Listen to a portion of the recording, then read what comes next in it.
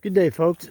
This is Greg Judy at Green Pastures Farm. This morning we just made the cattle move across onto another farm.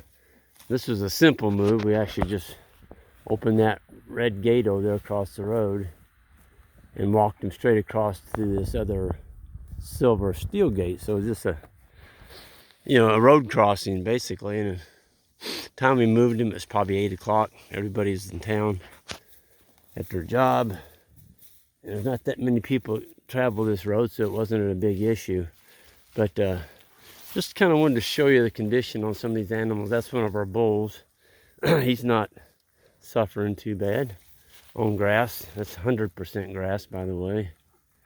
We don't feed any grain. I got tickled. Somebody made a comment on one of the channels that were discussing Greg Judy grazing methods. Oh yeah, he said he's got his land tied up in corn and the rest of it he's putting hay up on.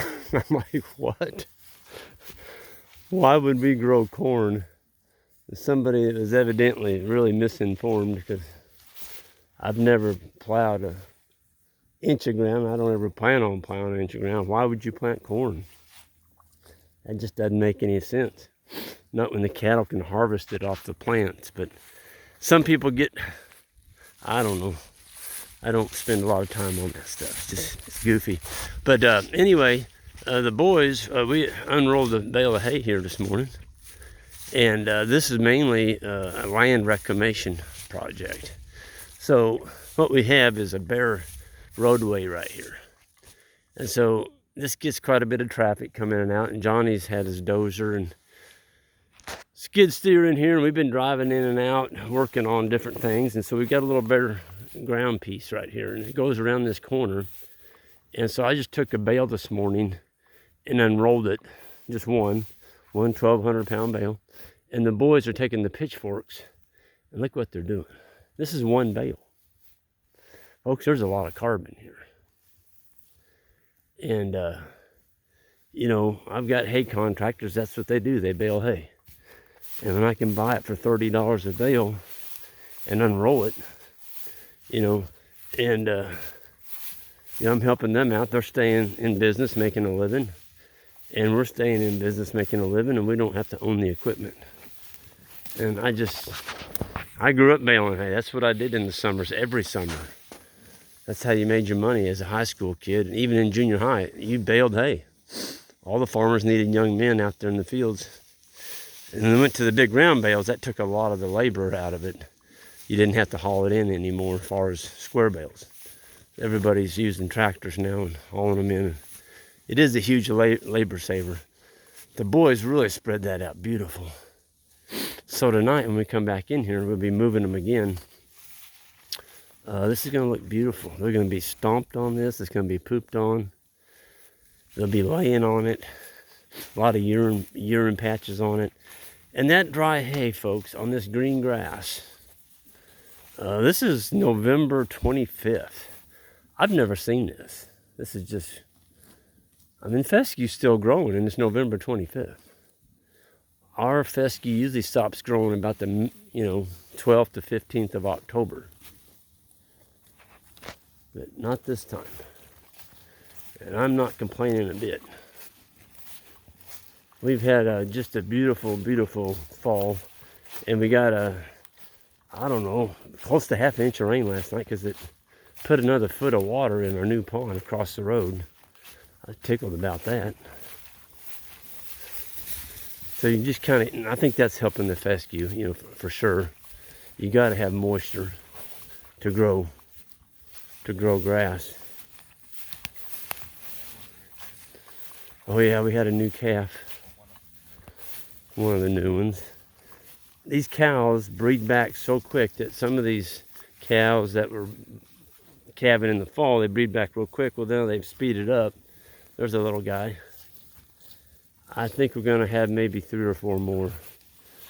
Longtail. Yeah. She has calf 001. Yep. Which is the first calf born here in 2020. Yep. She's had another calf in 2020. That's her second calf. Say that again. Longtail, the one that just calved. Yep. Her first calf this year was 001, which is the first calf born this year. Just tell me we had 2 calves in 1 year. And then she just had another one just 2 days ago. That's pretty good, isn't it, Ben? Yeah. I mean, she calved, then she got bred back before we took the bulls out in March. In March, So she's back again. Yeah. Yeah. What do y'all think about that 0-10 calf right there? He's an animal. What do y'all like about him, Ben? He's got a pretty good gut capacity, short neck. He's got a lot. He's really filled out on his butt back there. He does have an awful nice rump, doesn't he? He's got the wrinkles in his neck. Yep. Does he already look like a man? Yeah, Yeah. absolutely. He doesn't have a little feathery neck like a female. Nope. No. Big square head. Yep. Deep chest. That's a young calf. I mean, he's just Born this year. born this year, so. Yeah, Mama, we're not going to come any closer. This cow lost her tag, but we know it's 228, isn't it? Yep. Yeah. And she's just a super mommy. We call her long tail. Long tail, because her tail drags the ground. So it's the only cow in the herd that does that. Yeah. These cattle seem pretty content, don't they? Mm-hmm. Yep. And they're all eating Kentucky 31 fescue and whatever else is out there. This calf over here, he's been learning that if he crosses the wire, he gets the best before the mob gets there. That one way down there, yeah. If he crosses the wire. He's learned to dip his back. I know that's 091, but He's a smart little he booger. gets all the tasties before everybody else does. He's found out where the candy store is. Yeah. Call that creek grazing. Yeah, creek grazing, that's right. That's another good-looking calf behind 10. They're Oh yeah. Oh yeah. up to us. Man, there's two of them. Look at that other one back there. There's two in a row back there. Well, three. There's a bunch of them. Look at this heifer right here. Yeah. Picture perfect. Yeah. She hasn't calved yet. She's probably got one in her. Yeah, she's bred. Should be calving next year. She's a nice heifer. I like the fact that there's nothing bawling. Yeah. No. So all we can hear is just You can hear the rip of them Yeah. eating. the rip of Grazing. the rip of the grass being crunch.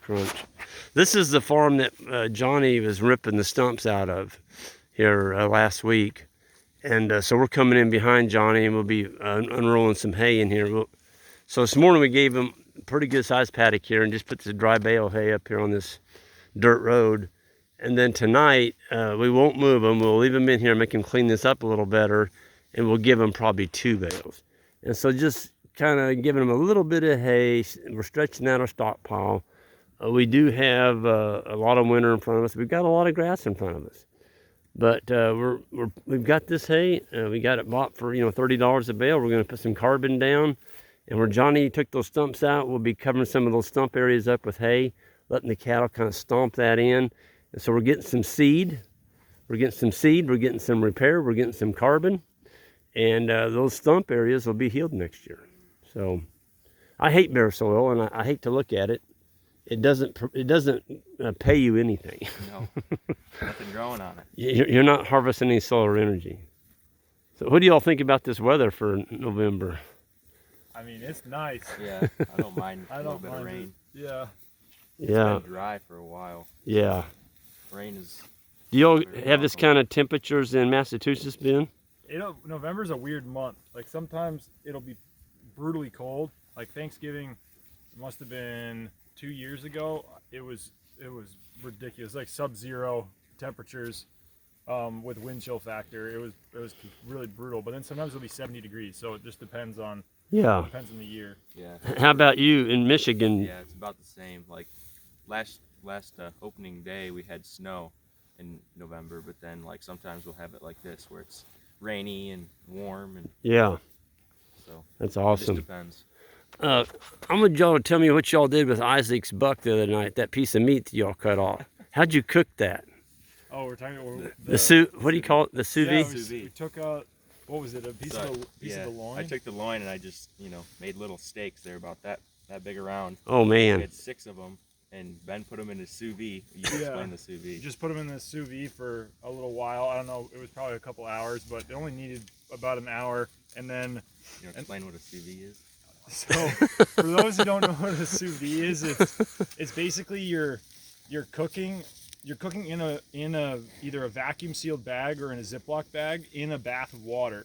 And so what happens is the water's at a constant temperature, and that temperature is the internal cooking temp that you want in that steak or whatever piece of meat that you have, right? Okay. So on a normal grill or a griddle or something, it's really hot, and so the steak, right, is like cooking. The internal temp is going up, it's going up, it's going up, and then when it gets to the point that you want to eat it, you got to take it off the flame so that it doesn't overcook. Correct. In a sous vide, it'll come up to a correct temperature, and then it can't get any hotter because the water isn't any hotter than 125 degrees or 130 degrees, and it'll just maintain at perfect cooking temperature for as long as you need it. Wow. So when you're done, so it basically takes the air out of overcooking a piece of meat. Yeah. And then you can just take it out, dry it off really good because it'll be pretty moist, and then you just sear it up in a pan really quick, like really hot, and you can get he has a picture of it, but Yeah. with the sous vide you can get like perfect, like wall-to-wall pink with like a really good crust on the outside. So. You're making my lips salivate, Ben, Here's about our, this. Our venison steaks. I don't know if you can see it. Oh my gosh. It was delicious. I mean, Oh. that's what he's talking about, the wall-to-wall pink, and then Oh man. the sear. Get that angle a little different. Oops. Here, you hold it. Yeah. Wow, look at that. It was delicious. Now I'm hungry. I just had breakfast and I'm hungry. That's pretty cool. So you can take a piece of meat Yep. that has maybe it could be a little tough or whatever, and you could Yeah. really. It doesn't really change it doesn't do a good job of rendering fat or like connective tissue because it's a pretty low temperature. So it does really well with that cut of meat, which has almost no fat in it. Yep. And it just makes sure that you don't overcook it, because a piece of meat like that, You ruin it. if you Yeah. overcook that, it'll just become rubber. So Yeah. Oh, it was Yeah. so good. Man. It was so good. And then you did like a little butter. yeah, a little brown butter, like rosemary, like pan sauce over the top Okay. of it. Yeah. Wow. Well, you know, folks, tomorrow's Thanksgiving, and so we're going to be hosting Thanksgiving in our house, and of course we've got some family coming in, and Ben and Isaac will be there, and Ben's talking about this cranberry sauce stuff, and I'm like, what are you talking about, Ben? Explain the cranberry sauce thing. Well, I'm from a part of the country where Thanksgiving was invented, so. I mean, I thought it was weird that everybody doesn't do this, because like, I don't know, back in Massachusetts, I think it's a pretty normal thing. But you just, like, one of the how you eat your turkey on Thanksgiving is with gravy, turkey, and cranberry sauce. Really? Yeah. You put the cranberry sauce on the turkey? On the turkey. Really? Yeah, Yeah. my mind was blown when he told me that. That's what it's for. I've never heard of such. Well, I'm making it tonight, so. Cool. Yeah. We get Cool. to try it. All right, Yeah. and Isaac, you're going to be I'll bringing. be bringing some green bean casserole. Oh, my canned green beans. So that's what I'm bringing. But And Ben, you're going to be doing And some. some sweet potatoes. some- Yeah, we'll see what. Now they're going to be candied, right? With I'm gonna put a little maple syrup on it, but that's as far as I'm gonna go. no marshmallows. No marshmallows. Oh, Ben. I just give trying you, to make I can give you a people side of marshmallows if you want. A little bowl. We're just trying to make people hungry in this video. There you go. What Ben's talking about is when I grew up, Mom always would dot the top of the sweet potatoes with these little miniature marshmallows. And when they came out of the oven, they were golden brown, and you had that little bit of syrup in there. Oh man, those sweet potatoes. They were so good. So I still remember that as a kid. I think that's one of my favorite things on the table was the candied potatoes, sweet potatoes. I think Jan said she's making some, isn't she? Yeah, she's gonna do a little bit for me, she said. So I said, well, you must really love me, because she hates them. She calls them nasty sweet potatoes. She doesn't like a lot of things. that we Yeah. like to eat. Yeah, she doesn't like dill pickles, which I could live on dill pickles. Yeah. But anyway, yeah, so we're looking forward to Thanksgiving tomorrow, and the boys bringing their specialty, and Ben is cranberry sauce, and Isaac is Green beans. bean casserole. Green bean casserole. So with that, I think I'm going to sign off. It's a beautiful morning here. We had a light rain this morning, and we had a heavy rain last night. The ground's saturated. The grass is still kind of growing. And it's a great day here on Green Pastures Farm. So with that, I'm going to sign off. And everyone have a great day. Hit that subscribe button on the way out. And have a happy Thanksgiving to everyone. A safe one. And enjoy being around your family. And be thankful for what you have. And good health to you in the coming year.